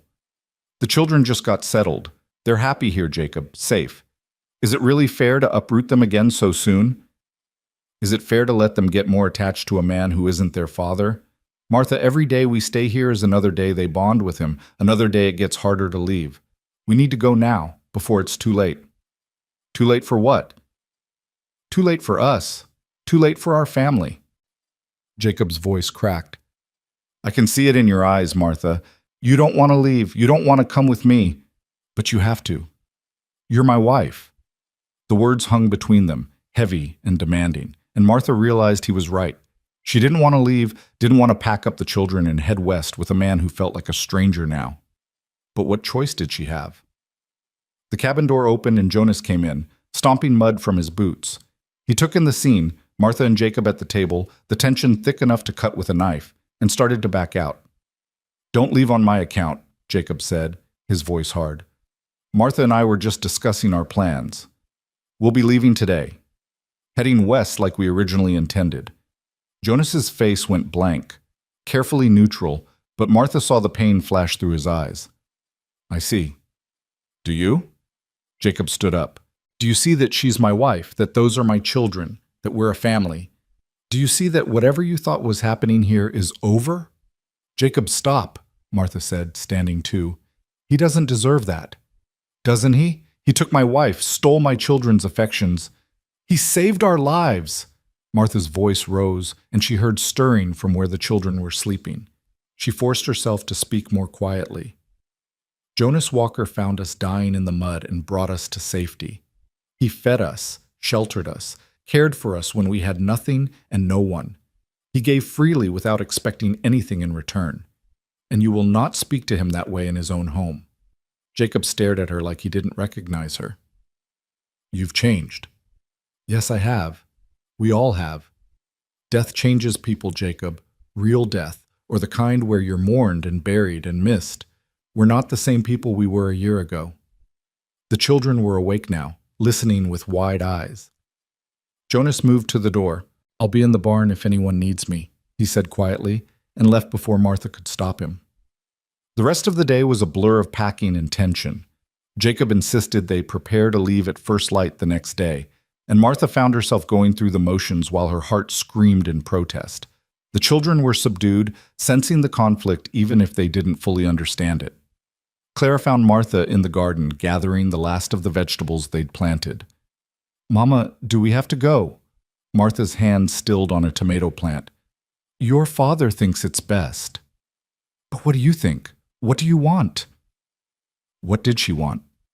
Martha looked at the garden she'd restored, at the cabin that had become home, at the barn where Jonas was probably sitting alone and hurting. She wanted to stay, wanted it with a fierceness that terrified her. It doesn't matter what I want, Clara. Your father is alive. He's my husband. We owe him loyalty. But Mama... No, Clara. This conversation is over. That night, Martha lay awake between her sleeping children, listening to Jacob snore in Jonas's bed. Tomorrow they would leave. Tomorrow she would pack up the wagon, gather her children, and head west with a man who used to be her husband, but now felt like a stranger. Tomorrow she would leave behind the man who had shown her what it felt like to be truly seen, truly valued. Tomorrow she would break her own heart. But what choice did she have? Jacob was alive. He was her husband, the children's father. Leaving him would be abandoning her vows, would be choosing her own happiness over her duty. And Martha had never been the kind of woman who put herself first. So why did doing the right thing feel so utterly wrong? Dawn broke gray and cold, matching Martha's mood as she mechanically folded clothes and packed them into the wagon. Jacob had already loaded most of their salvaged possessions, working with a grim determination that spoke of a man trying to outrun his doubts. The children moved like ghosts through the morning routine, eating breakfast in silence, avoiding eye contact with each other, and especially with Jonas, who had come in from the barn looking like he hadn't slept at all.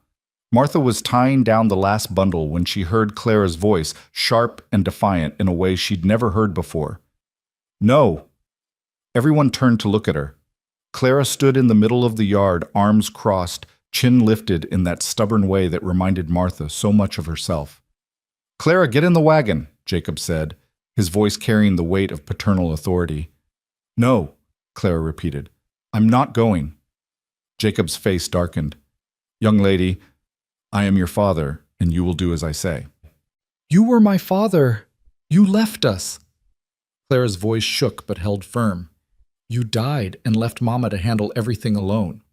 You weren't there when we were starving, weren't there when the wagon broke, weren't there when Mama collapsed in the mud and almost died.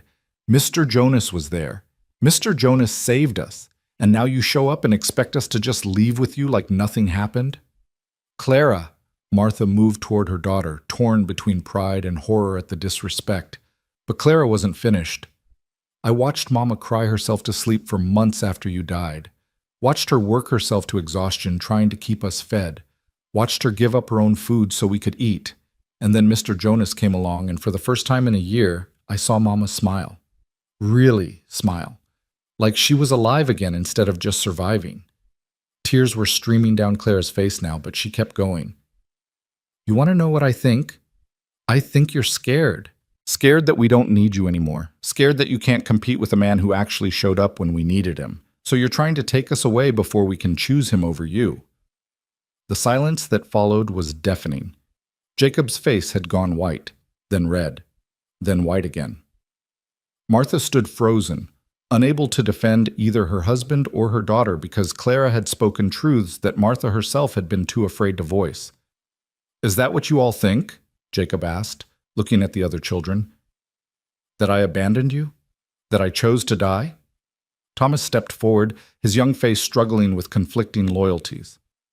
Papa, we know you didn't choose it, but Clara's right about one thing. Mr. Jonas was there when you weren't. He taught me how to be strong, how to work hard, how to take care of Mama and my sisters and brothers. He made us feel safe. And I can't? Jacob's voice cracked. I'm your father. I should be the one making you feel safe. You should have been, Clara said quietly. But you weren't. And we can't just pretend like this past year didn't happen, like we didn't learn to live without you. Jacob turned to Martha, desperation written across his face. Martha, tell them we're a family. Tell them they have to come with us. But Martha found herself looking past Jacob to where Jonas stood on the porch, carefully keeping his distance from this family drama, but unable to hide the pain in his eyes. She thought about the past 6 weeks, about learning to laugh again, about feeling seen and valued. She thought about Jonas's gentleness with her children, his patience with her grief, his willingness to give her time and space to heal. And she thought about Jacob, the Jacob she'd married, the Jacob who had worked himself to death trying to provide for them, the Jacob who had spent a year searching for them, driven by love and duty and determination. That Jacob deserved her loyalty, deserved her respect. But was that enough? Jacob, Martha said slowly, I think we need to talk, really talk. Without the children listening, without rushing to leave. We need to figure out what we're really doing here. What's there to figure out? You're my wife. They're my children. We belong together. Do we? The question slipped out before Martha could stop it, and she saw Jacob flinch as if she'd slapped him. I'm sorry, but I have to ask. Do we really belong together anymore? Or are we just trying to resurrect something that died along with the man I buried? I'm standing right here, Martha. I'm alive. I came back for you. But who did you come back for? The woman I was a year ago? Because, Jacob, that woman doesn't exist anymore. She died in that mud alongside you. The woman standing here now, she's someone different. Someone who learned she was stronger than she thought. Someone who learned she deserved more than just surviving. Jonas moved then, stepping off the porch. This is between you and your husband. I should go. No. Martha's voice was firm. No, you should stay, because this involves you too, whether we want to acknowledge it or not. Jacob's jaw tightened. So it's true then. You do have feelings for him. Yes. Martha felt the word leave her lips like a confession and a declaration at once. Yes, I have feelings for Jonas. I didn't plan for it to happen, didn't want it to happen, but it did, and I'm tired of pretending otherwise. She turned to face Jonas fully. I'm tired of pretending that these past 6 weeks haven't been some of the happiest of my life, that waking up in your cabin hasn't felt more like home than anywhere I've been in years, that watching you with my children hasn't made me feel things I thought were dead and buried. Jonas's eyes were bright with emotion. Martha. But I'm also tired of pretending that my marriage to Jacob was something it wasn't. We were partners, Jacob and I. Good partners who raised children and worked the land and built a life together. But we were never in love, not really. We were two people who needed each other and made the best of it. Jacob looked like she'd gutted him. That's not true. I loved you. You loved what I represented. Security, partnership, a mother for children you wanted to have. And I loved you too, in my way. But Jacob, be honest with yourself. If you'd had a choice, if I hadn't been pregnant and desperate, would you have chosen me? Would I have been the woman you dreamed about? The silence stretched out, and Martha had her answer in Jacob's inability to respond. I thought so, she said softly. And that's okay. We built something good from necessity. But Jacob, You can't come back from the dead and expect everything to be the same. You can't expect me to be the same woman, to want the same life. So what are you saying? Jacob's voice was barely above a whisper. You're choosing him over me? Martha looked at her children, 7 pairs of eyes watching her, waiting to see what she would decide. She thought about duty and desire, about what she owed the past and what she owed the future. She thought about being the kind of woman who always put others first, and the kind of woman who recognized that sometimes putting yourself first was the only way to truly take care of those you loved. I'm saying I need you to tell me the truth, the real truth. Did you spend this past year searching for us because you loved us, or because you felt like you'd failed us and needed to prove something to yourself? Jacob's face twisted with anguish. Does it matter? Yes, it matters more than anything. He was quiet for a long moment, struggling with something internal. When he finally spoke, his voice was raw with honesty. Both. I searched for you because I loved you, because you were my family, but also because I couldn't stand the thought of dying a failure.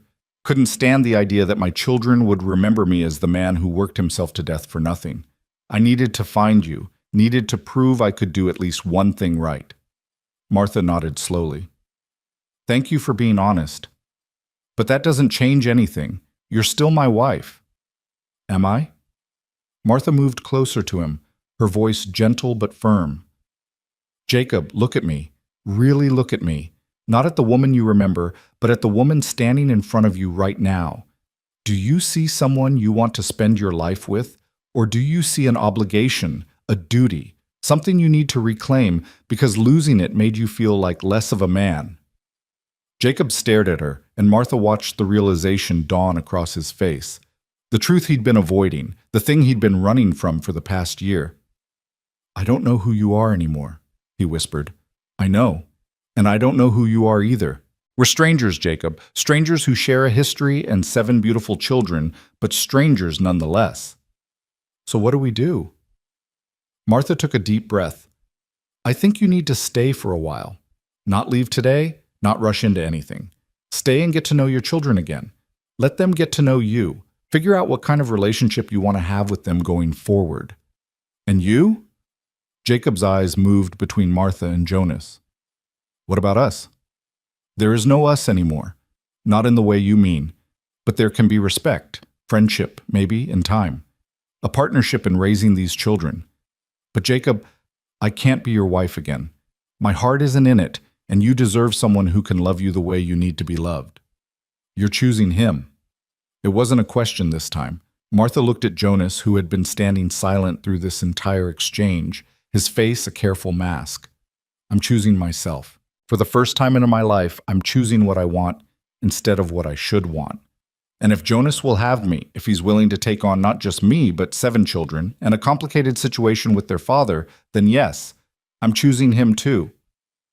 Jonas crossed the distance between them in 3 long strides. Martha Allen, I would take on an army for you. 7 children and a complicated ex-husband are nothing. I'm not her ex-husband, Jacob protested. We're still married. In the eyes of God and the law, she's still my wife. Then I'll get a divorce, Martha said, and the words felt revolutionary. Women in her position didn't divorce. They endured. They made do. They sacrificed their happiness for propriety and duty.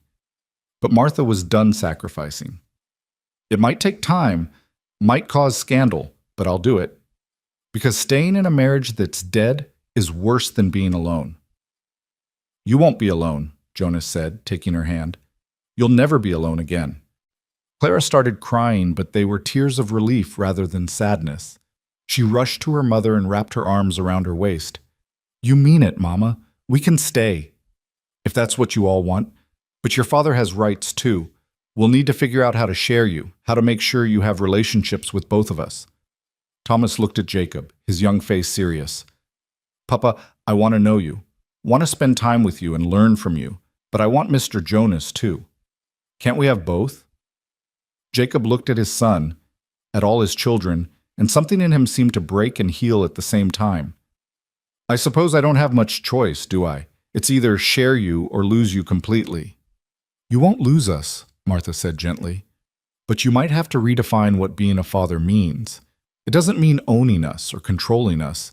It means being present, being supportive, being willing to put our needs before your pride. Jacob sank down onto the wagon's tailgate, looking defeated. This isn't how I imagined it. Spent a year picturing our reunion, and it looked nothing like this. Life rarely looks like we imagine it, Jonas said, speaking to Jacob directly for the first time.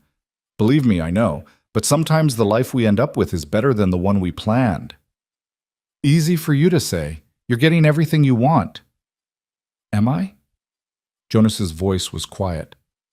I'm getting the woman I love, yes, but I'm also getting 7 children who will always have divided loyalties. A situation that will probably cause talk and judgment in town. The knowledge that I'm part of breaking apart a family, even if that family was already broken. That's not easy, Jacob. That's complicated and messy and hard. But you're still choosing it. I'm choosing Martha. The rest comes with the territory. Jonas looked at the other man with something that might have been sympathy. Look, I'm not going to pretend to understand what you've been through. Waking up from death, searching for your family for a year, finding them but not being able to have them back the way you want. That's got to be hell. And I'm sorry for that, truly. But punishing Martha and those children for moving on isn't going to heal whatever's broken inside you. Jacob was quiet for a long time, staring at the ground. When he finally looked up, there was resignation in his eyes. What do you suggest? Stay for a few weeks. Build the children's trust again. Let them see that you're steady, that you're going to be there for them.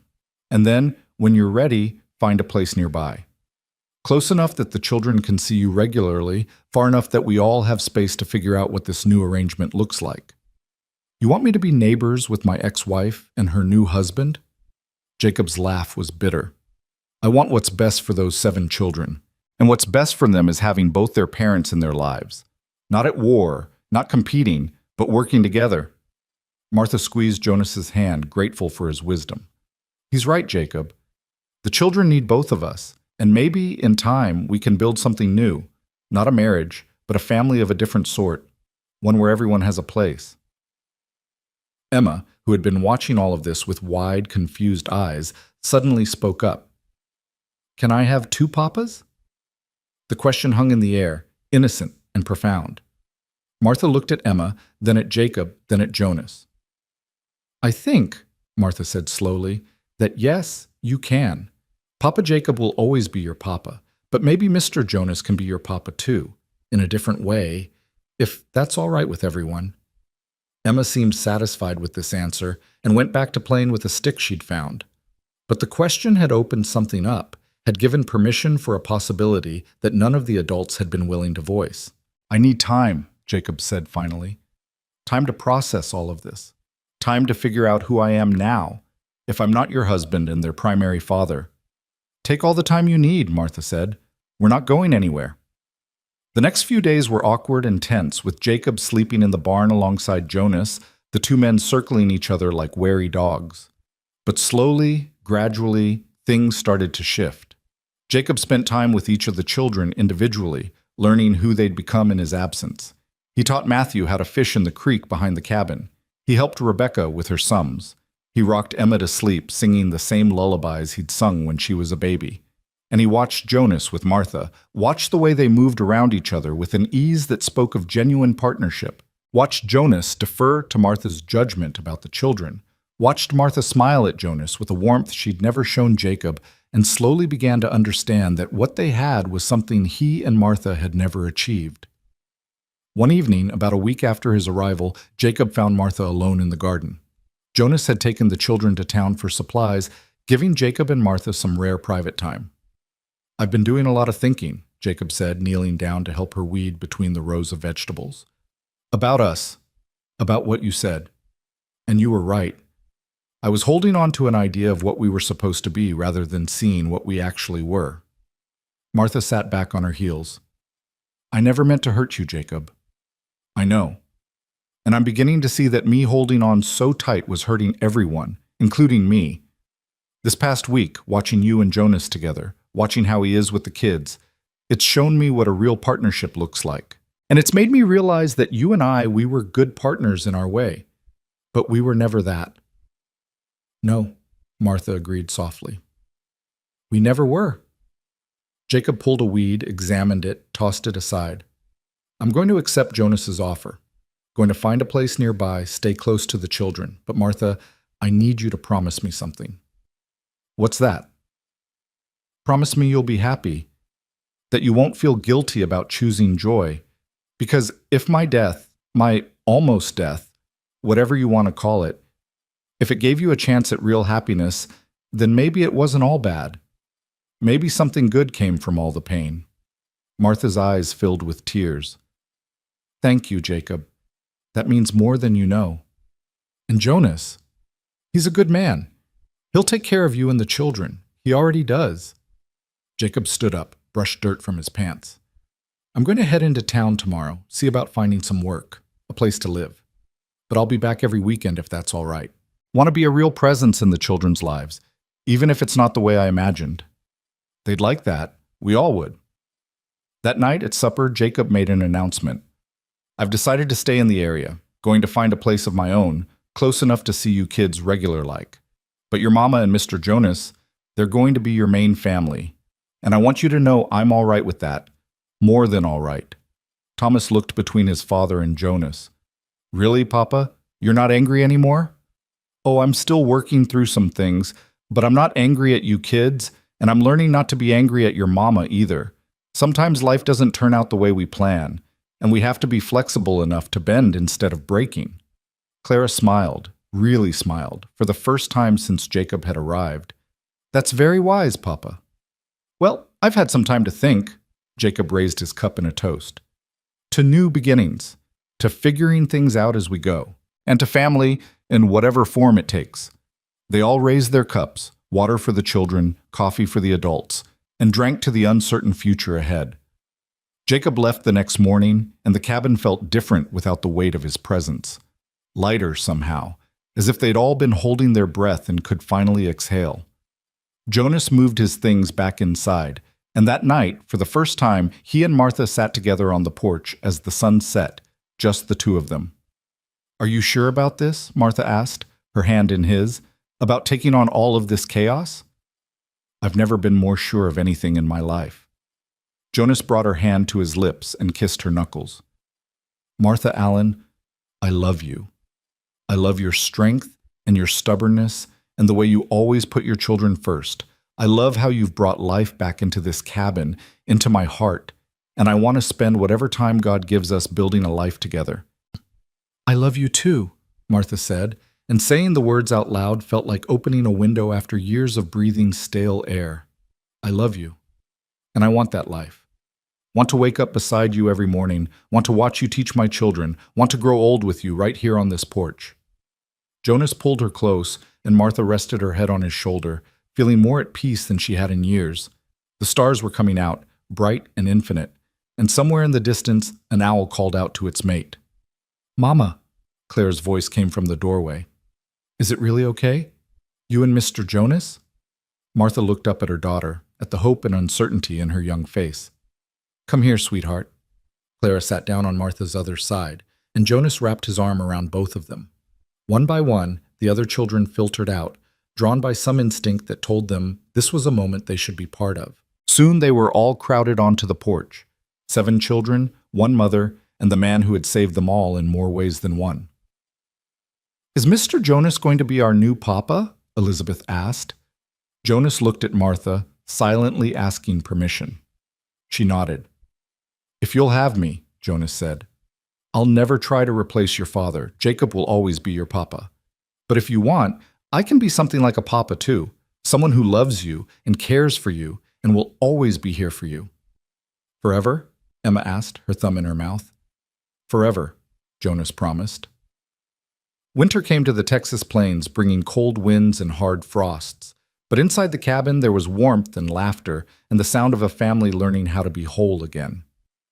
Jacob came every Saturday, teaching the children new skills, telling them stories about their grandparents, building relationships that were different from what he'd imagined, but no less important.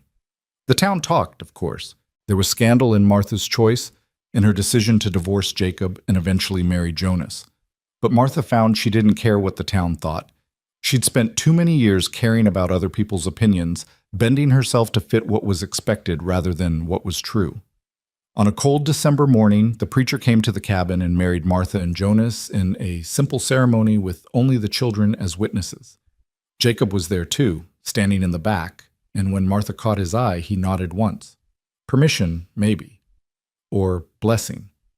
Or just acceptance of what was. "I now pronounce you man and wife," the preacher said, and Jonas kissed Martha like she was precious, like she was everything he'd ever wanted.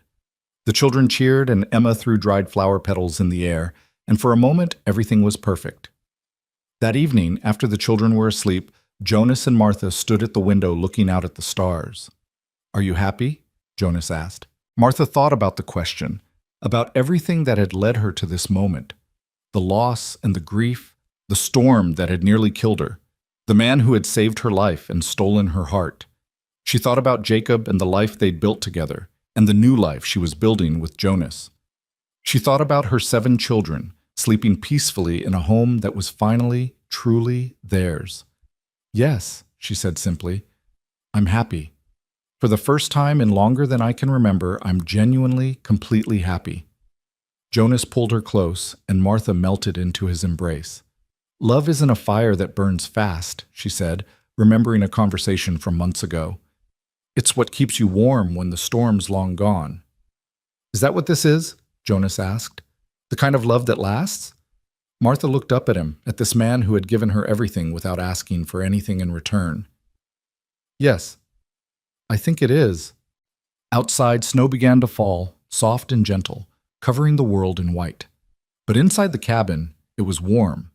Inside there was family and love and the quiet joy of knowing that sometimes, even after everything falls apart, there's a chance to build something new, something better.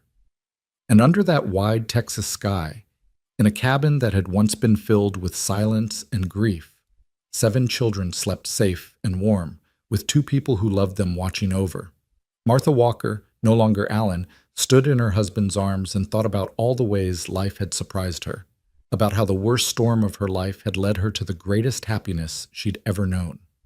She thought about Jacob, who was learning to be a different kind of father, about her children, who were learning that family could take many forms, about Jonas, who had been given a second chance at the life he'd lost and was determined not to waste a single moment of it. "Thank you," Martha whispered. "For what?" "For finding us in that storm, for not riding away, for giving us a home." Jonas kissed the top of her head. "You gave me a home too. You and those 7 miracles sleeping in there. You brought me back to life, Martha, and I promise you, I'll spend every day proving I deserve the gift you've given me." No one shivered in the rain anymore. No one went hungry or scared or alone. They had found each other, this patchwork family, and they had chosen to build something beautiful from the broken pieces of their separate pasts. And that, Martha thought as she drifted off to sleep in Jonas's arms, was more than she'd ever dared to hope for. It was everything.